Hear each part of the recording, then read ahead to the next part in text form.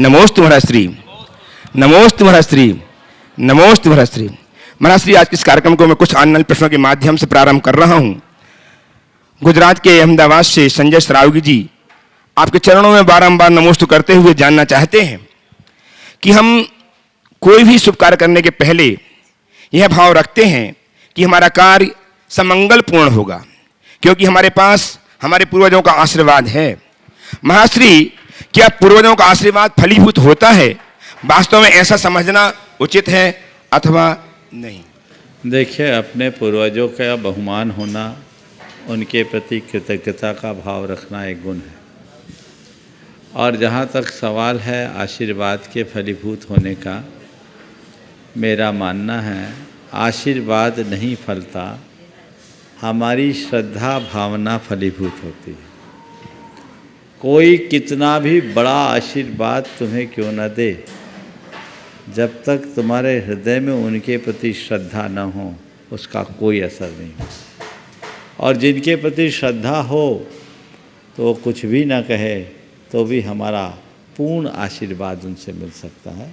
इसलिए बड़े जनों के प्रति बहुमान तो होना ही चाहिए। गुरुदेव गुवाहाटी के ट्रस्टी श्रीमान अजीत जी सची जी तोड़का के माध्यम से श्री मानसी टोंगिया मुंबई से आपके चरणों में बारंबार कोटि कोटि वंदन अर्पित करते जानना चाहती हैं कि महाराज श्री, भावना योग जैसा अद्भुत योग देने के लिए आपका बहुत बहुत आभार, अभिनंदन।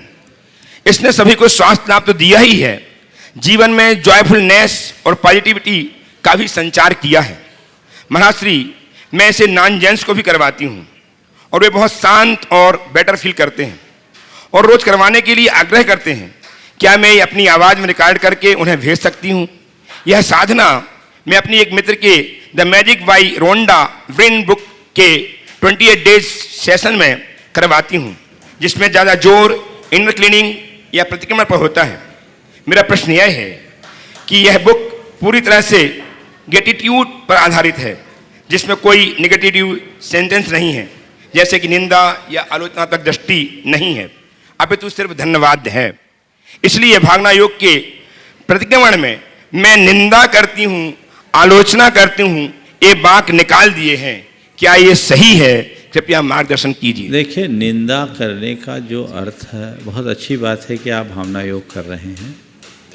और भावना योग के संदर्भ में मैं सभी से ये कहूँगा, बेहतर यही होगा कि उसके मूल प्रारूप को यथावत रखें, क्योंकि यदि सब लोग अपने अपने तरीके से उसे परिवर्तित करने लगेंगे तो पता नहीं उसका रूप क्या बने। इसलिए एक यूनिफॉर्म होना ज़्यादा अच्छा है। जहाँ तक निंदा आदि शब्दों की बात है, आलोचना आदि शब्दों की बात है, ये संस्कृत का शब्द है, इसकी घोर आवश्यकता है। सामान्य रूप से निंदा का अर्थ कंडेम होता है, वो अंग्रेजी में है, पर यहाँ निंदा का मतलब हम इस प्रकार के कृत्यों से अपने आप को दूर करते हैं, उसके प्रति हमारे हृदय में ग्लानि है, हम उसकी पुनरावृत्ति नहीं करना चाहते, ये भाव है। इसलिए हमारा प्रतिक्रमण, जब तक हम खुद की निंदा गढ़ा नहीं करेंगे तब तक प्रतिक्रमण होगा ही नहीं।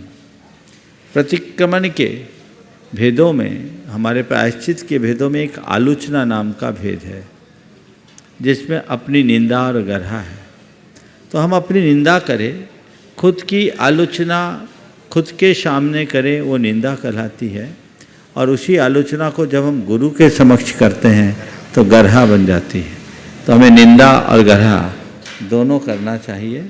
मैं उसकी निंदा करता हूँ, मतलब मैं इस कृत्य को बुरा समझता हूँ, इसे अच्छा नहीं समझता हूँ, ऐसा कहने में कोई हानि नहीं है। यद्यपि कतिपय जन इस तरह की शब्दों का प्रयोग करना नहीं चाहते। मैं कहूँगा, अगर अंग्रेजी भाषा में प्रयोग करे तो आप जानो, पर जिस अर्थ में यहाँ निंदा का प्रयोग है वो अर्थ बहुत व्यवहारिक है, उपयोगी है। इसका हमारे अवचेतन मन पर सकारात्मक प्रभाव पड़े बिना नहीं रहेगा।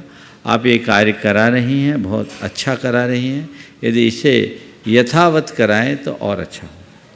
श्रद्धा पूरित अश्रु से पखारूं गुरु चरण, अब तो लगी है मन में यही लगन, मेरे हितोपदेशी गुरुवर के चरणों में श्रीमती शिल्पी अनुराग सोंधिया गढ़ा कोटा कतरियो पूर्वक नमोस्तु नमोस्तु नमोस्तु। गुरुदेव, गुरु गौरव गाथा के लिए दिया गया आपका आशीर्वाद अक्षर से सत्य, इसके लिए हम सभी आपके चरणों में पूर्ण समर्पण से कृतज्ञता व्यक्त करते हैं। गुरुदेव, मेरा प्रश्न यह है कि जब हम कोई बड़ा काम करते हैं तो कई में मतभेद उत्पन्न होते हैं।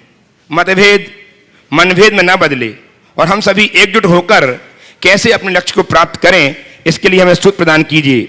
नमोस्तु गुरुदेव। मतभेद मनभेद में न बदले, उसके लिए हम सब एकजुट होकर काम कैसे करें, इसका बड़ा सीधा और सरल सा रास्ता है। हम अपना काम करें, सामने वाले को अपना काम करने दें, न हम अपनी बात किसी को थोपे और कोई हमें अपनी बात थोपे तो हम उससे प्रभावित न हों। यदि ये स्थितियाँ बन जाए तो कभी मतभेद की स्थिति निर्मित नहीं होती। लेकिन हम लोग प्राय एक दूसरे के प्रति आग्रह और अपेक्षापूर्ण दृष्टि रखते हैं और उसी आग्रह अपेक्षापूर्ण दृष्टि का परिणाम ये होता है कि वो आग्रह दुराग्रह में परिवर्तित हो जाता है और फिर मतभेद पनपने लगते हैं। गुरुदेव, मॉडल टाउन दिल्ली से गुणायतन के कार्याध्यक्ष श्रीमान NC जैन आपके श्री चरणों में बारंबार नमोस्तु करते हुए जानना चाहते हैं कि गुरुदेव, आपने अवश्य ही पूर्व जन्म में इतना अधिक पुण्य कमाया होगा कि आपने 16-17 वर्ष की अवस्था में ही मोक्ष मार्ग की ओर गमन किया और चारों तरफ आपकी जय जयकार हो रही है और श्रावक आपके दर्शन को लालायित होते हैं। मुनिश्री, यदि आप मोक्ष मार्ग की ओर ना आते और लौकिक संसार में ही रहते तो क्या तब भी आपको इतनी प्रसिद्धि, नाम, धन, यश मिलता? क्योंकि ये तो पुण्य आपने पूर्व जन्म का ही कमा रखा है। बताइए। देखिए, नाम, यश, प्रसिद्धि को मैं अपने जीवन की उपलब्धि के रूप में कभी देखता ही नहीं। मैं मानता हूँ आज आप मेरे जितने नाम, यश, प्रतिष्ठा की बात कर रहे हैं, उससे सहस्र गुणित नाम, यश, प्रतिष्ठा वाले लोग दुनिया में बहुत हैं। दुनिया में बहुत हैं, पर मैं उन सब से बिल्कुल भी प्रभावित नहीं हूँ। तो ये बात तो सत्य है, जिसका पुण्य होता है उसकी जयकार होती है। पुण्य से व्यक्ति का प्रताप बढ़ता है, इसमें कोई संशय नहीं। लेकिन आपने पूछा, आप अगर ऐसे नहीं होते तो क्या वैसा होता? मैं कहूँ कदाचित ऐसे नहीं होते, वैसा हो भी जाता तो आपका ये सवाल नहीं आता। इसलिए होते तो क्या होता ये प्रश्न करने की जगह अभी हैं तो हम क्या करें ये सवाल करें। और एक बात कहता हूँ, साधु के पुण्य प्रताप से प्रभावित होने की जगह, साधु के पुण्य प्रताप से प्रभावित होने की जगह उनकी चर्या और क्रिया से प्रभावित हो, जीवन बदल जाएगा। उनके गुणों को आत्मसात करने की कोशिश करो, आमूल चूल परिवर्तन घटित होगा। प्रत्यक्षतः प्रश्न करने के लिए तैयार हैं यश जैन अजमेर से। महाराज श्री, अंतिम प्रश्न कानपुर जैन समाज से लाल बंगला कानपुर जगदम्बा जैन समाज के अध्यक्ष श्रीमान अरविंद जी अपनी पदाधिकारियों के साथ ये जानना चाहते हैं कि गुरुदेव, हम मंदिर जी में पूजन स्थल को बढ़ाना चाहते हैं, लेकिन मंदिर जी ठीक सामने मानस्तंभ है। क्या वह मानस्तंभ मंदिर जी के बीच में अंदर कमरे में कर सकते हैं? ये विषय यहाँ इस शंका समाधान का नहीं है। किसी विशेषज्ञ, प्रतिष्ठाचार्य और वास्तुविद को बुला के उसका निराकरण करें। उपस्थित हुए यश जैन अजमेर से। तैयार रहें श्रीमती सुमन जैन मुजफ्फरनगर उत्तर प्रदेश से। नमोस्तु महाराज जी, मैं यश जैन वैशाली नगर अजमेर से। मेरा प्रश्न ये है कि महाराज जी, सद्गुणों की शुरुआत स्वयं से ही करनी होती है। जब तक खुद की उंगली पर कुमकुम नहीं लगेगा तब तक दूसरे के माथे पे तिलक कैसे लगाएंगे? तो महाराज जी, हम सद्गुणों की शुरुआत कैसे कर सकते हैं, मार्गदर्शन करें। जब तक खुद की अंगुली में कुमकुम नहीं होगा, दूसरों के माथे में तिलक कैसे लगेगा? सद्गुणों की शुरुआत खुद से ही करनी चाहिए। और आपने पूछा है हम सद्गुणों की शुरुआत खुद से कैसे करें। हम लोगों ने बचपन में एक कहावत सुना है, खरबूजे को देखकर खरबूजा रंग बदलता है। यदि अपने हृदय में सद्गुणों का विकास करना चाहते हो तो तुम जैसे युवकों और तरुणों से मैं कहना चाहूँगा, सद्गुणियों के संसर्ग में रहने लगो, गुणवानों की संगति करो। अपने आप तुम्हारे हृदय में गुणों का विस्तार होने लगेगा जो तुम्हारे जीवन के गुणात्मक परिवर्तन का आधार बने। महाराज जी एक प्रश्न। हाँ बोलो। महाराज जी, ब्लेड की धार तेज होती है लेकिन पेड़ को नहीं काट सकती, कुल्हाड़ी मजबूत होती है लेकिन बाल तो नहीं काट सकती। क्या बात है। हाँ। वैसे ही इंसान अपनी काबिलियत के अनुसार बेस्ट होता है, तो महाराज जी मनुष्य अपनी आप की तुलना हर किसी से क्यों करता है, क्यों अपने आप को संतुष्ट नहीं कर पाता? समाधान करें। मनुष्य अपनी काबिलियत के अनुसार क्या शब्द बोला? बेस्ट होता है। बेस्ट। बेस्ट, बिल्कुल सही बात है। बहुत अच्छी बात कही है। ब्लेड की धार तेज होती है पर वो पेड़ को नहीं काट सकती, और तुम्हारी भारी होती है लेकिन बाल नहीं काट सकती। बात बिल्कुल सही है। हर कोई अपने आप में श्रेष्ठ है। हमें कभी किसी से किसी का कोई कंपैरिजन नहीं करना चाहिए, तुलना नहीं करना चाहिए, क्योंकि यहाँ हर व्यक्ति और हर वस्तु अतुल्य है। जो जिस लायक है हमें उसे उतना मूल्य देना चाहिए और तभी उसका महत्व है। एक मशीन में जहाँ बड़े बड़े पुर्जे होते हैं, मैं एक छोटी सी पेंच भी बड़ा पेंच फंसा देती है। बड़े पुर्जे हों, सब कुछ ठीक हो, एक पेंच गोल हो जाए तो पूरा फंक्शन खत्म। इसलिए पेंच को पेंच मान करके गौन करना और पुर्जे को पुर्जा समझकर अतिरिक्त महत्व देना, दोनों हमारी नासमझी है। इसलिए हमें सबको महत्व देना चाहिए और सब की तरफ दृष्टि रखना चाहिए। एक कवि ने एक बड़ी अच्छी बात लिखी। राम भक्त कवि थे। रामचंद्र जी के हाथ में धनुष और बाण दोनों देखा। धनुष और बाण, बाण सीधा होता है, धनुष टेढ़ा होता है। क्या बात लिखी।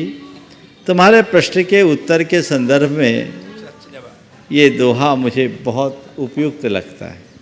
उन्होंने लिखा, धनुष बाण प्रभु कर निरख, धनुष बाण प्रभु कर निरख, दीन ही होत उछा। धनुष बाण प्रभु कर निरख, दीन ही होत उछा, और टेढ़े सीधे नरन को तुम डिग होत निभा। कि रामचंद्र जी के हाथ में धनुष और बाण दोनों देखा तो दीन लोगों के मन में भी उत्साह है, जो ये बता रहा है कि सीधे टेढ़े सबका आपके चरणों में निर्वाह हो रहा है। बस सच्चा वही है जो बड़ा छोटा सबको निभा सके, उल्टा सीधा सबको साथ लेकर चल सके। श्रीमती सुमन जी जैन मुजफ्फरनगर से उपस्थित हो और तैयार हैं श्री मनीष जी मोदी वाकल से। नमोस्तु महाराज श्री, मैं सुमन जैन मुजफ्फरनगर से हूँ। मेरे परिवार की तरफ से आप सबको नमोस्तु। महाराज श्री, मेरा एक प्रश्न है। मेरी मम्मी ने बचपन से, मैंने कभी उनको रात्रि भोजन आलू कुछ भी खाते नहीं देखा, और अब 83 ईयर्स की हैं और 81 से वो 2 साल से रात्रि को आलू भी खा रही हैं। अब मैं अपनी मम्मी के पास 10 दिन रह के आई हूँ तो मेरा कहना माना तो नहीं खाया। अब मैं आ गई हूँ तो पता नहीं पीछे से खा रही है, क्या कर रही हैं। तो कौन से कर्म का उधर क्या करूँ मैं बहुत परेशान हूँ। कर्म नहीं, अवस्था जन दुर्बलता है। बहुत परेशान। कई लोगों के उम्र के इस पड़ाव में मति भ्रम या स्मृति भ्रम की स्थिति बन जाती है। उस मति भ्रमात्मक स्थिति में वे कब क्या कर ले कोई पता नहीं। महाराज श्री, उनकी बुद्धि बिल्कुल सही है। मैं बता रहा हूँ, सुनो तो। बुद्धि ठीक होती तो ऐसा नहीं करते। वो ऐसी मांग करेंगे, मुझे ये करना है, मुझे वो करना है। एक सज्जन थे जिन्होंने कभी बाजार में नहीं खाया और अपने 98 साल की उम्र में बच्चे से कहते थे पान खाना है, कभी कहते रसगुल्ला खाना है, रसगुल्ला खिलाओ। पर उनके बच्चे बहुत समझदार थे। वो जब ऐसा कहते तो उनको समझाते कि पिताजी आप ऐसा मत करो, आपने इनको कभी नहीं खाया, आप ये क्यों खाने की बात कर रहे हैं, आपका तो त्याग है। 1-2 बार समझाते तो चुप हो जाते। उनको निमित्त नहीं मिल रहा है। उनको निमित्त नहीं मिल पा रहा है। तो वो निमित्त ऐसा मिलना चाहिए जो उनकी परिचर्या में जुड़े हैं। मेरे भैया कहते हैं कि ओ सुनो, आपका भाई वहाँ है जो है, उनको समझाओ कि ये जो अभी ये कर रहे हैं ये बुद्धिपूर्वक नहीं, अबुद्धिपूर्वक हो रहा। अभी उनकी बुद्धि पर इनका अपना कोई नियंत्रण नहीं है। इसलिए हमें चाहिए कि हम उन्हें समझा बुझा के उनके व्रतों में स्थिर कर दें। यही उनकी सबसे बड़ी सेवा है। उनको भ्रष्ट करके परलोक पहुंचाने की जगह उनको नियमों में दृढ़ करके उद्धार करे, ये अच्छा है। मेरे रहते नहीं खाती है वो। बहुत सुंदर। भाई मनीष जी मोदी बगल से तैयार हैं श्रीमान मनीष जी वर्षा जी जैन, जबलपुर संगम कॉलोनी। नमोस्तु महाराज जी, नमोस्तु नमोस्तु नमोस्तु। मेरे और मेरे परिवार का नमोस्तु। महाराज जी, अक्सर किसी ने कहा है कि ज़रूरत से ज़्यादा रोशनी मनुष्य को अंधा बना देती है, लेकिन हमारे पास जितना उतने में हम संतुष्ट कैसे रहें महाराज जी, मेरी शंका ये है। ज़रूरत से ज़्यादा रोशनी मनुष्य को अंधा बना देती है, हमारे पास जितना हो उतने में हम संतुष्ट कैसे रहें। बस इस वाक्य को बार बार दोहराते रहें। इस वाक्य को यदि हम बार बार दोहराएंगे तो हमें अपने आप समझ में आ जाएगा। ज़रूरत से ज़्यादा तो कोई भी चीज़ अच्छी नहीं होती, तो हमें ज़रूरत के अनुरूप ही सारा कार्य करना चाहिए। अति सर्वत्र वर्जयेत की उक्ति को हमें कभी भूलना नहीं चाहिए। यदि हम उसे स्मरण में रखेंगे तो हमारे जीवन में कभी दुविधा नहीं आए। जिन लोगों के हृदय में मोह मूर्छा अधिक होती है उनके मन में कभी संतोष नहीं होता, और जो व्यक्ति अपने उपलब्ध साधनों में का सत्कार करना सीखते हैं उनके मन में कभी ऐसा लालच नहीं होता। नमस्ते महाराज जी। आइए श्रीमान मनीष जी वर्षा जी जैन, जबलपुर संगम कॉलोनी से तैयार हैं बेंगलोर से श्रीमान दीपक जी प्रतिभा जी जैन, पंडित सुरेश जी शन्ना जी के पुत्र। महाराज श्री के चरणों में मेरा और मेरी परिवार की ओर से बारंबार नमोस्तु नमोस्तु नमोस्तु। महाराज श्री, मेरी जिज्ञासा ये है कि धन दौलत से तो हम सिर्फ लाइफ और स्टाइल बदल सकते हैं, धन दौलत से हम सिर्फ लाइफ और स्टाइल बदल सकते हैं, लेकिन नियति, बुद्धि और किस्मत को बदलने के लिए हमें क्या करना चाहिए? जिस दिन ये समझ में आ जाएगा कि धन दौलत से हम केवल लाइफ नहीं, लाइफ स्टाइल बदल सकते हैं, और हटा दो उससे। धन दौलत से लाइफ को नहीं बदल सकते हैं, धन दौलत से केवल लाइफ स्टाइल बदल सकते हो। अभी साधारण से कपड़े पहने हों, अगर थोड़ा पैसा आ जाए तो वो ब्रांडेड में बदल जाएगा, समझ गए? चश्मा भी ब्रांडेड हो जाएगा, घड़ी भी ब्रांडेड हो जाएगी, जूते चप्पल भी ब्रांडेड और गाड़ी भी ब्रांडेड, है ना? सब कुछ ब्रांडेड होगा, पर ये ध्यान रखना सब कुछ ब्रांडेड होगा, कफन ब्रांडेड नहीं होता। नमोस्तु। ये बात समझो। जीवन की नश्वरता को जो व्यक्ति समझता है, जीवन के यथार्थ का जो व्यक्ति मूल्यांकन करता है, वो कभी इन चीज़ों में भ्रमित नहीं होता। एक बात अपने दिल दिमाग में बिठा के रख ले, धन जीवन निर्वाह का साधन है, साध्य नहीं। वह शुभता दे सकता है, सुख नहीं। बस इतनी बात समझ में आ जाएगी तो बाकी बातें अपने जीवन में स्वतः प्रकट होने लगेंगी। उपस्थित हैं बेंगलोर से दीपक जी प्रतिभा जी जैन, और तैयार हैं श्रीमान धनेन्द्र कुमार जी जैन, हैदराबाद से। नमोस्तु महाराज जी। ये प्रश्न मेरी बेटी द्वारा उसकी दादी से पूछा गया था, तो मम्मी जी वो प्रश्न आपसे पूछना चाहती हैं।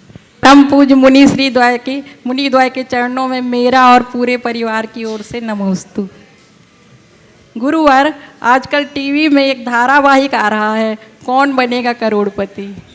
तो इसे देखकर मेरी पोती ने मुझसे पूछा कि मात्र 15 प्रश्नों का सही उत्तर देने वाले को 1 करोड़ रुपए मिल जाते हैं, अर्थात वो करोड़पति बन जाता है। तो महाराज जी अभी तक इतने प्रश्नों के उत्तर दे चुके, तो उन्हें क्या हाँ बोलो बोलो बोला बोलो बोलो उन्हें क्या लाभ होगा? तो फिर मैंने अपनी अल्प बुद्धि से थोड़ा सा तो बता दिया। क्या बताए और बता दो। मैंने कहा कि महाराज जी भी उत्तर देने से करोड़ प्राणियों का दिल जीतकर जड़ रुपयों की जगह करोड़ लोगों के दिल दिमाग के पति बन गए हैं, वो भी करोड़पति बन गए हैं। क्या बहुत बहुत अच्छा उत्तर दिया, और मैं यही उत्तर देने वाला था। क्या मैं आपसे यही कहने वाला था कि मैं भी करोड़पति बन गया जी। मैं भी करोड़पति बन गया, और न केवल बना हूँ, बना भी दिया हूँ। मैं भी करोड़पति बन गया, और न केवल बना हूँ, बना भी दिया हूँ, करोड़पति मैं इस रूप में बना क्योंकि करोड़ों ने अपने हृदय में मुझे बिठा दिया।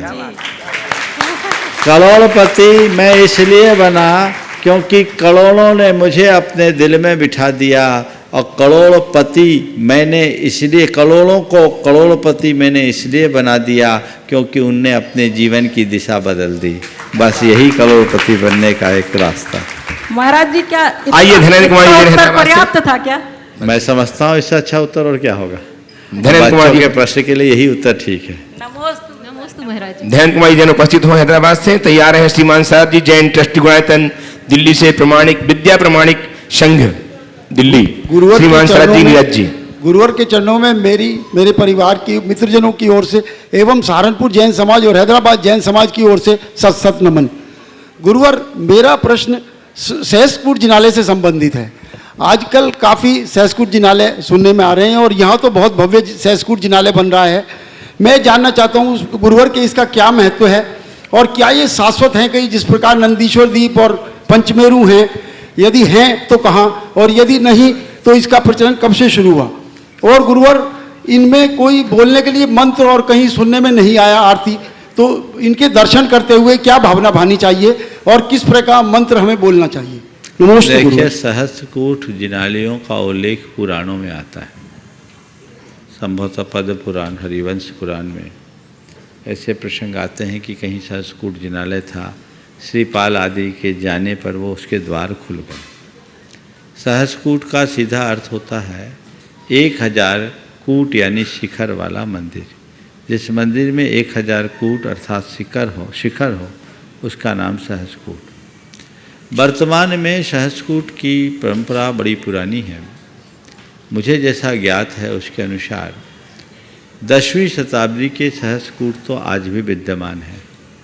मेरे देखे 3 सहस्त्रकूट अत्यंत प्राचीन सहस्त्रकूट में हैं जिनके दर्शन मैंने किए, और भी होंगे। एक टीकमगढ़ के पास है बानपुर। बानपुर में एक सहस्त्रकूट जिनालय है जिसमें एक फलक में 1008 जिन प्रतिमाएँ हैं। ये थोड़ा बड़ा है, पूरा मंदिर है। मंदिर के अंदर एक फलक है, इस एक फलक पर छोटे छोटी प्रतिमाएँ चारों दिशाओं में अंकित है। वो लगभग 9वीं शताब्दी के उत्तरार्ध और 10वीं शताब्दी के पूर्वार्ध के बीच की है।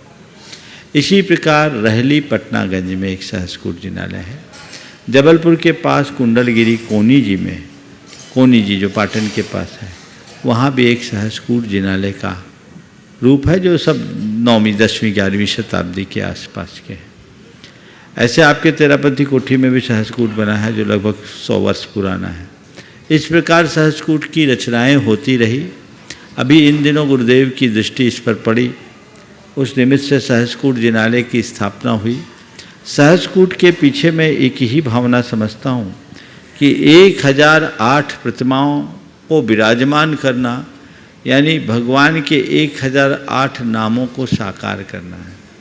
अरहंत प्रभु के 1008 नाम होते हैं, तो हमने 1008 नाम वाले भगवान के 1008 रूप अंकित करके उनकी पूर्ण आराधना कर ली। इसलिए सहस्त्रकूट, हम जिसके प्रति श्रद्धावंत होते हैं उनके प्रति हमारी भावना बहुत प्रगाढ़ होती रहती है, और वो प्रगाढ़ता के परिणाम स्वरूप हम ऐसा कर सकते हैं, ऐसा हो सकता है। तो सहस्त्रकूट के पीछे ये भावना होगी, और एक साथ 1008 जिन बिंब के दर्शन करना हमारे मन को तो गदगद कर देगा।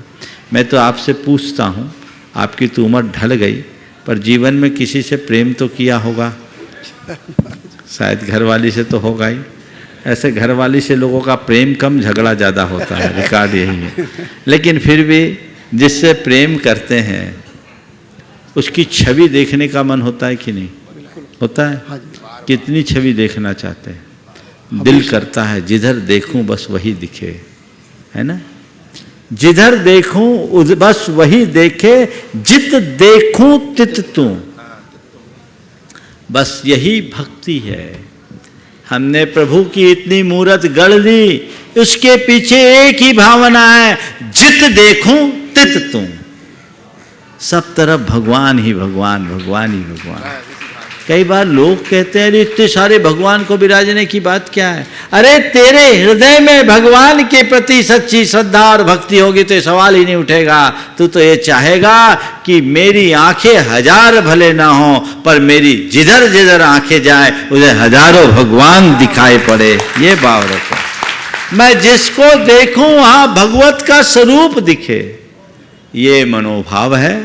और ऐसे मनोभाव के साथ ही सहस्कूट की रचनाएं गुरुदेव की कृपा से देश में कई स्थानों में हो रही है और उस क्रम में शिखर जी गुणायतन में भी बनने जा रहा है। आप सब देख ही रहे हैं, उसका निर्माण कार्य तेजी से चल रहा है। हाँ। उपस्थित हो विद्या प्रमाणिक संघ के कर्मठ कार्यकर्ता श्रीमान शरद जी एवं नीरज जी जैन दिल्ली से ट्रस्टी गुणायतन, और तैयार हैं professor Shrimati doctor Rekha ji Jain MD PhD नवीन चंदन जैन चकोर जी की मातुश्री इंदिरा नगर बेंगलोर से।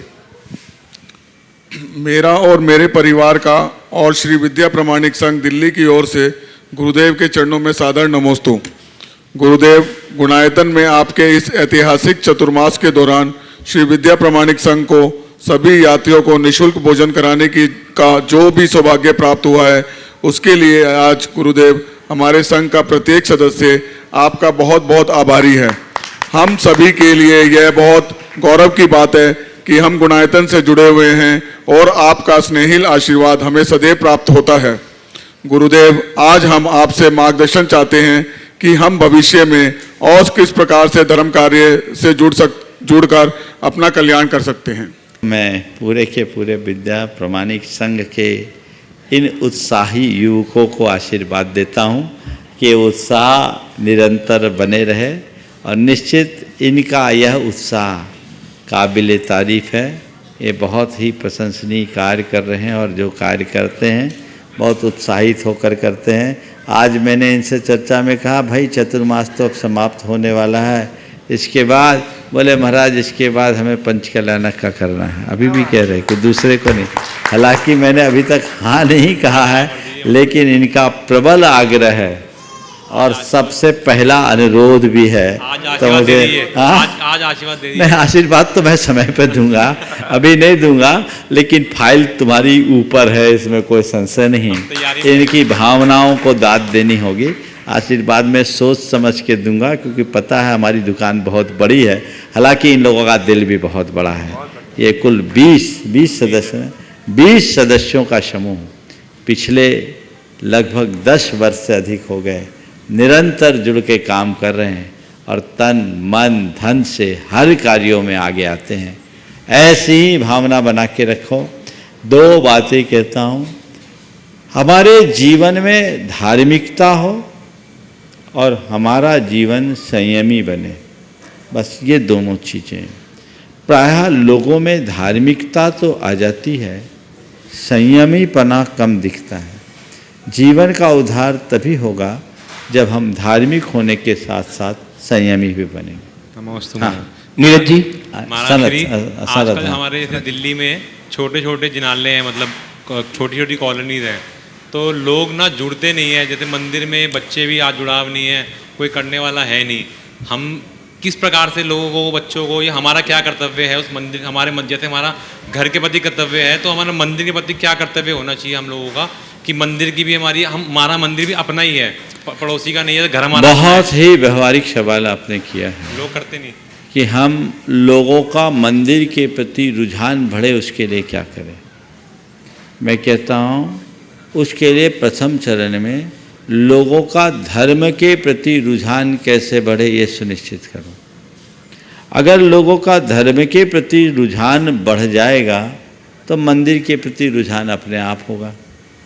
अब महाराज मंदिर ही नहीं आते तो हम उनको धर्म से कैसे जोड़ें। तो मैं उनसे कहता हूँ कि आप ऐसा करो, उनको पहले टेक्नोलॉजी से जोड़कर ऑनलाइन कार्यक्रमों से जोड़ो। मेरे संपर्क में ऐसे अनेक लोग जिन्होंने अपने जीवन में कभी मंदिर की तरफ पैर नहीं रखा और इधर से जुड़ने के बाद उनके जीवन में आमूल चूल परिवर्तन। आज रात्रि भोजन नहीं, चारों प्रकार के आहार का त्याग करे बैठे हैं, नित्य अभिषेक करते हैं। जब व्यक्ति के हृदय में धर्म की समझ विकसित होती है तो उसे उपदेश देने की जरूरत नहीं पड़ती। और जब तक धर्म की समझ नहीं होती उन पर कुछ असर नहीं पड़ता। तो धर्म की समझ को विकसित करें, उनको इस तरफ से जोड़ें, उनको मोटिवेट करें, उनसे कहें कि कुछ मत करो, तुम वीक में एक दिन प्रवचन सुनो, एक दिन शंका समाधान सुनने की कोशिश करो। मैं युवाओं को तो यही बोलता हूँ, तुम रोज मत करो, साप्ताहिक डोज तुम्हारे लिए पर्याप्त है। वो एक दिन उनके जीवन के लिए क्रांति बन सकता है, ये मोड़ आ सकता है, ऐसा प्रयास करना चाहिए। उपस्थित हूँ प्रोफेसर श्रीमती डॉक्टर रेखा जी जैन बेंगलोर से अपनी पीएचडी शिष्या के साथ, और तैयार हैं श्री श्वेता चाहत जैन हजारीबाग से। नमस्तु गुरुवर, नमस्तु नमस्तु नमस्तु। मेरा प्रश्न तो नहीं है, लेकिन मैं ये कहना चाहती हूँ कि यदा यदा ही धर्मस्य ग्लानिर्भवति भारत तदुत्थानम अधर्मस्य संभवामि युगे युगे। अब जो अधर्म चल रहा है उसका धर्म का उद्धार करने के लिए आपका गम हुआ है, ऐसा मुझे लगता है। और बहुत खुशी है कि हमको आपका दर्शन मिल रहा है।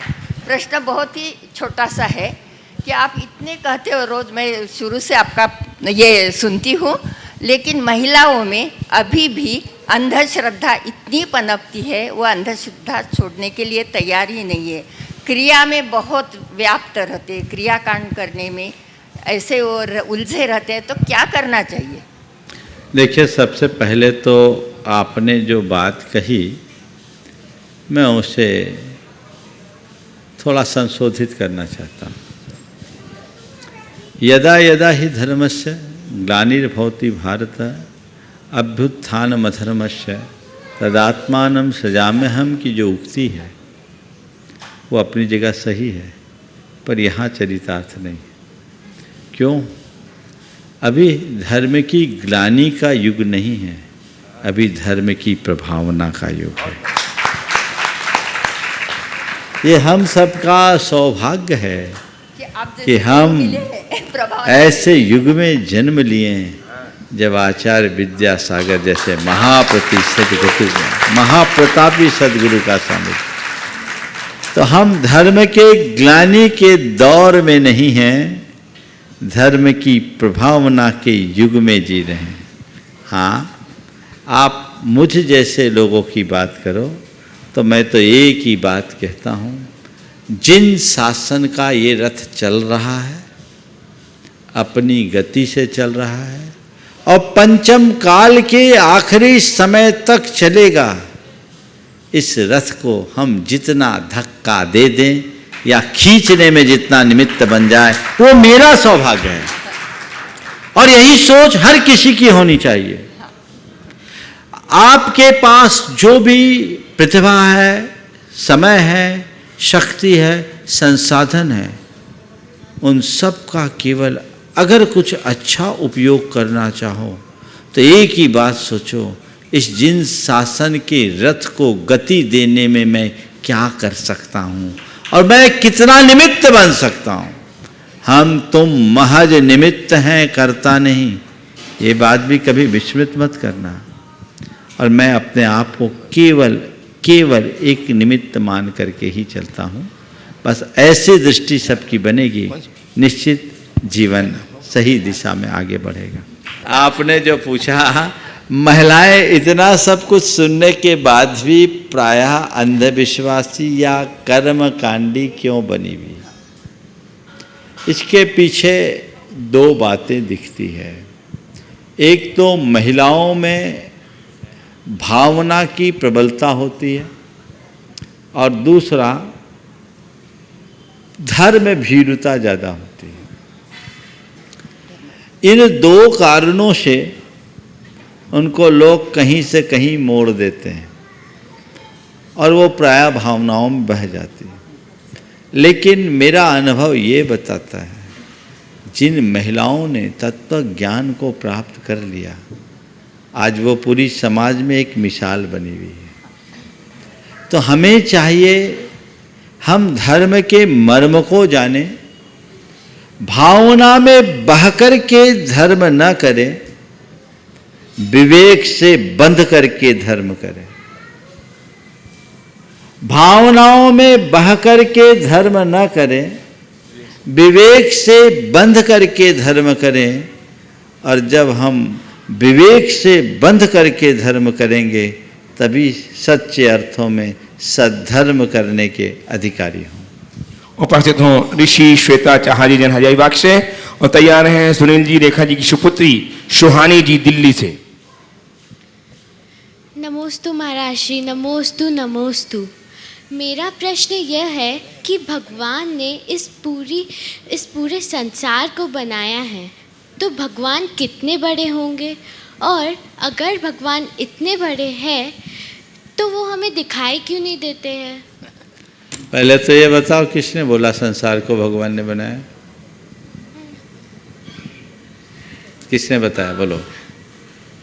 यही सुना है जब से हमने बचपन से होश संभाला, यही गलत सुना। समझ गए? हाँ। जैन धर्म क्या कहता है? भगवान ने संसार को नहीं बनाया। संसार एब एटर्नो है, अनादि से है, अपने आप बना हुआ है। समझ गए?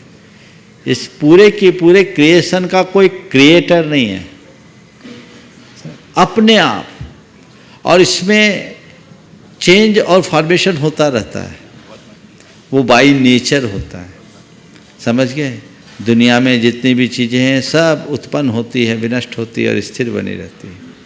उसमें चेंजेस हो तो फॉर्मेशंस बना रहता है। ये अपने आप होता है, इसलिए भगवान ने कुछ नहीं किया। हाँ, फिर हम भगवान को पूछते क्यों हैं? तो वो भगवान हमारे भीतर, हम ही भगवान हैं। हमसे जुदा कोई दूसरा भगवान नहीं है। अंतर क्या है? हम में और जिन्हें हम पूछते हैं उस भगवान में केवल इतना है कि हम में सारी दोष भरे हैं और वो निर्दोष हो गए। जब हमारे अंदर के दोष, हमारे अंदर के विकार दूर हो जाएंगे, हम ही भगवान हो जाएंगे। समझ गए? तो अपनी इम्प्योरिटी को ख़त्म करना है, तो हमने उनको अपना आदर्श बनाया, वो हमारे आइडियल है। उनको देख करके हम प्रेरणा पाते हैं कि यही हमारा मार्ग है और हमें इसी पथ पर चलना है।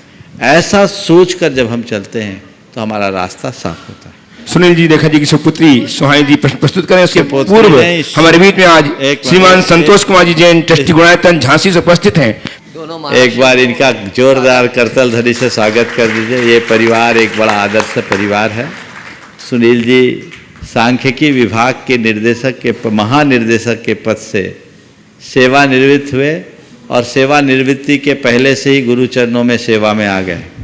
पिछले 4 वर्षों से वो निरंतर लगे हैं और जैन जनगणना जागरूकता अभियान में इनकी बहुत महत्वपूर्ण भूमिका है। इसके राष्ट्रीय महामंत्री भी हैं। आने वाले दिनों में उसकी रूपरेखा आप सबको बताई जाएगी। आज तो नहीं, मैं उनसे कल चर्चा कर लूँ, अभी वो रुकेंगे। और इनकी दोनों बेटियां सुकृति और सुहानी प्रामाणिक समूह की बहुत सक्रिय सदस्यों में हैं, कोऑर्डिनेटर भी है। क्यों श्री? कोऑर्डिनेटर है और प्रामाणिक समूह के सारे उपक्रमों को आगे बढ़ाने में इनका महत्वपूर्ण योगदान है। मैं इन दोनों को, पूरे परिवार को आशीर्वाद देता हूँ। सवाल कीजिए।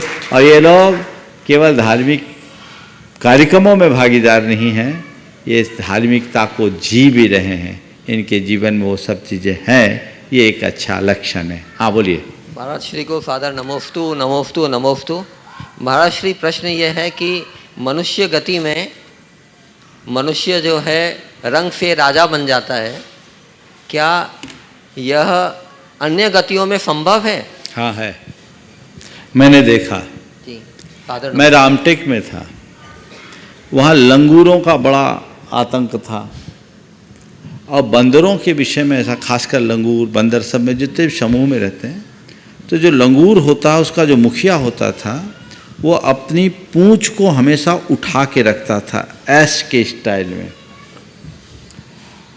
और कहा जाता है कि उसके ग्रुप का कोई दूसरा बंदर अगर पूंछ उठा दिया उसके सामने तो पहलवान के आगे लंगोट घुमा दिया, फिर दोनों में फाइट होती। तो उस समय उस ग्रुप का एक लीडर था, उसके अंडर में करीब 40 बंदरों का समूह था, लंगूरों का, काले मुंह वाले। और उन्हीं में से एक कद्दावर बंदर ने उसको चैलेंज किया। जबरदस्त फाइट हुई, गैंगवार भी कम होगा उसके आगे। करीब 1 महीना तक चला। आंखों देखी बात बता रहा हूँ, 1993 की। 1 महीने तक दोनों ग्रुपों में फाइट चली जबरदस्त, पर जो नौजवान बंदर था वो भारी पड़ गया, सारा ग्रुप उसके साथ चला गया, और जो पुराना लीडर था वो अकेला और 3 बंदरियां रह गई, बाकी सब अलग। मैंने कहा राजा रंक बन गया। समझ गए? उदाहरण है, पुण्य पाप सबके साथ होता है, ऐसा औरों में भी हो सकता है। समूह में रहने वाले प्राणियों को जब वो समूह से निर्वासित कर देते हैं तो रंकपना ही तो है। महाराज श्री, क्या ये स्वर्ग में भी संभव है? स्वर्ग में भी डिप्रेशन होता है। ललितांग देव डिप्रेशन में चला गया था, और वहाँ और ज़्यादा भयानक होता है। समझ गए? अब भगवान ऋषभ देव के अतीत को आप पढ़ोगे, उसमें जो ललितांग देव था वो डिप्रेशन में चला गया था। और बताऊं, मानसिक पीड़ा गरीबों को कम, अमीरों को ज़्यादा होती है। सादर नमस्ते। श्रीमती शोभाजी शेट्टी इम्फाल से अपना प्रश्न प्रस्तुत करें। तैयार हैं श्रीमती करिश्मा जी जैन, अंकुर जैन, हैदराबाद। गुरुवर के चरणों में मेरा और मेरे परिवार के तरफ से एक बार नमस्कार, नमोस्तु नमोस्तु नमोस्तु। गुरुवर, मेरी एक छोटी सी जिज्ञासा है, कृपया उसका समाधान करें। गुरुद्वार, मैंने बचपन में एक युक्ति सुनी थी, मेरा है जो जावे नहीं, जावे सो मेरा नहीं। तो गुरुदेव, मेरा ऐसा क्या है जो जाएगा नहीं, और ऐसा क्या है जो चला जाएगा? कृपया इसका समाधान करें। बहुत अच्छी बात है। मेरा है सो जावे नहीं, और जो जावे सो मेरा नहीं। मेरा ऐसा क्या है जो जावे नहीं, और जो जावे ऐसा क्या है जो जाएगा? बस मेरा केवल मैं हूँ, वो कहीं नहीं जाएगा, सब कुछ भी चला जाएगा, मैं बचा रहेगा। बस इसे पकड़ लो, और मैं के अलावा जो कुछ भी है सब जाने वाला है, एक परमाणु भी मेरा नहीं है, समझ के चलो। तालियों का आदान देकर के श्रीमान संतोष जी सेन ट्रस्टी गुणायतन झांसी का सम्मान करें। और उपस्थित हों श्रीमती करिश्मा जी जैन, अंकुर जैन, हैदराबाद से। तैयार रहें श्रीमती बीना जी काला, गया से। ओम नमोस्तु गुरुदेव। मेरा प्रश्न ये है कि कभी कभी संयोगवश यदि हम अपने घर से दूर ऐसी जगह में रहना पड़ता है जहाँ धार्मिक वातावरण और साधु संतों का सानिध्य नहीं मिल पाता है, तो ये किस कर्म की उदय से होता है और ऐसी परिस्थिति में क्या करना चाहिए? कृपया मार्गदर्शन करिए। ऐसी जगह रहना पड़ता है जहाँ धार्मिक वातावरण और साधु संतों का सानिध्य नहीं मिलता है, किस कर्म के उदय से होता है? मैं इसे कर्म का उदय बाद में मानूंगा, नो कर्म का प्रभाव पहले। महाराज, ये कर्म का उदय नहीं, नो कर्म का प्रभाव क्या है? क्यों हमें रहना पड़ रहा है? अपने व्यापार के लिए, धंधे के लिए, रिश्तेदारी के लिए, नातेदारी के लिए, या घूमने फिरने के लिए ना। यदि उससे हम विरत हो जाएं तो हम जहाँ चाहें वहाँ मिलेगा। कर्म का उदय मैं साक्षात तब मानूंगा जब हम जहाँ रह रहे हैं वहाँ दर्शन सुलभ नहीं हो रहा है, जबकि दर्शन है। ये कर्म मात्र नहीं, नो कर्म का प्रभाव समझना। अगर आप उस नो कर्म को बदल दो, आज चाहो भगवान विराजमान कर दो, दर्शन होने लगेगा। ठीक है ना?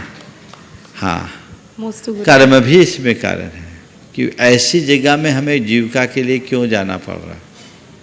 ये अंतराय कर्म एक निमित्त बन सकता है, पर वह सूक्ष्म कारण है, स्थूल नहीं। उपस्थित हो श्रीमती बीना जी काला, गया से। तैयार रहें श्रीमान अंकित कुमार जी जैन, टूंडला, फिरोजाबाद से। परम श्रद्धेय दोनों गुरुवर के चरणों में मेरा और पूरे गया वासियों का नमोस्तु। मेरी जिज्ञासा यह है गुरुवर, समय कम है, मंजिल दूर है, काल विपरीत है, सहनन कमजोर है, ऐसे में हम धर्म की ऊर्जा को आत्मा के एक एक प्रदेशों में कैसे आत्मसात करें? नमोस्तु गुरुवर। समय कम है, मंजिल दूर है, काल थोड़ा है, और सहनन कमजोर है। सहनन कमजोर है। हम आत्मा के एक एक प्रदेशों में धर्म की ऊर्जा को कैसे रेखांकित करें? रुई को देखा, रुई को? हाँ गुरु। हाँ, अगर रुई को शाही में डालते हैं तो क्या होता है? रुई नीली हो जाती है। रुई गीली नहीं होती, नीली नीली नहीं होती, रग रग में शाही को भर लेती है। समझ गए? जी। रुई होती बहुत कमज़ोर है, पर शाही को भर करके वो अपनी आभा बिखर देती है। साधारण सी रुई नीली हो जाती होती है। बस अपने जीवन में रुई जैसी क्षमता विकसित कर लो कि जो भी हो एक झटके में पूरा पी लूं। समझ गए? रुई को शाही में डालते ही रुई पूरे रग रग में शाही मय हो जाती है। ऐसे ही अगर मेरे पास समय कम, सहनन कम, शक्ति कम, संसाधन कम, तो थोड़े समय में ही सबको आत्मसात कर लेने की वृत्ति आ जाए तो हमारा जीवन निहाल। नमोस्तु गुरुवर। उपस्थित अंकित कुमारी जैन टूंडा फिरोजाबाद से। तैयार है श्रीमान जम्बू सोगानी जी हैदराबाद से। नमोस्तु गुरुवर, नमोस्तु गुरुवर, नमोस्तु गुरुवर। गुरुवर, मेरी शंका है, आज के समय में जैसे मोबाइल वगैरह सभी के पास हो गया है, तो मोबाइल में जो वीडियो वगैरह आती हैं उनमें हम प्रत्यक्ष हिंसा भी देखते हैं और भाव भी होती है हमारे, जैसे कहते हैं उपहास उड़ाते हैं, खिल्ली वगैरह उड़ाते हैं किसी की। तो प्रत्यक्ष रूप में जो हम करते हैं, जैसे किसी को मारना या मोबाइल के माध्यम से हम बोलते हैं, तो दोनों में भाव हिंसा में और प्रत्यक्ष हिंसा में क्या एक ही तरह से मतलब फल लगेगा कि अलग अलग रहेगा? देखिए, प्रत्यक्ष में और भाव हिंसा में लगभग समानता है, क्योंकि हमारी तन्मयता उसके साथ हो जाती है और जिसके साथ तन्मयता है उसमें हम हिंसा के भागीदार होंगे। उपस्थित हैं श्रीमान जम्बू जी शोगानी जी हैदराबाद से। तैयार है ऋचा जी जैन हैदराबाद से। नमोस्तु महाराज जी, नमोस्तु महाराज जी, नमोस्तु महाराज जी।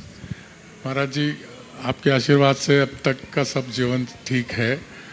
अब इस उम्र के बाद में एक लगता है ऐसा कि कुछ स्वाध्याय में मन लगाना चाहिए, तो कहाँ से शुरू करें? थोड़ा मार्गदर्शन चाहिए। सबसे पहले अगर आपको पढ़ना है तो छड़डाला से शुरू करें, समझ गए?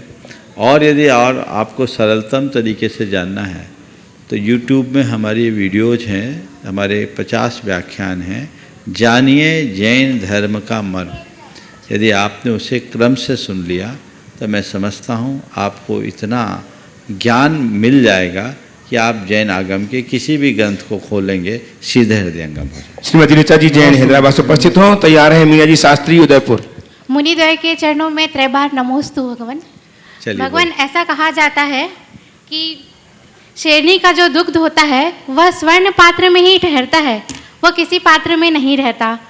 जिस प्रकार आचार्य श्री और आपके द्वारा कही गई बातें, जिनवाणी, आपके मुख से निकलने वाली जिनवाणी गुरुवाणी शेरनी के दुग्ध की तरह है भगवान। गुरुदेव, हम तो साधारण मिट्टी के पात्र हैं, तो हमें ऐसा क्या करना चाहिए कि हम शेरनी के दूध की तरह गुरुवाणी को आत्मा में भव के लिए सुरक्षित कर सके? कृपया हम मेरी जिज्ञासा का समाधान कर दीजिए। अपनी पात्रता को और उन्नत बनाने का प्रयास करना चाहिए। इस प्रकार आज के इस सत्र को परम पूज्य गुरुदेव के चरणों में नमन अर्पित करते हुए यहीं पर विराम दे रहा हूँ। बोलिए परम पूज्य आचार्य गुरुवर श्री विद्यासागर जी। जय जय जय परम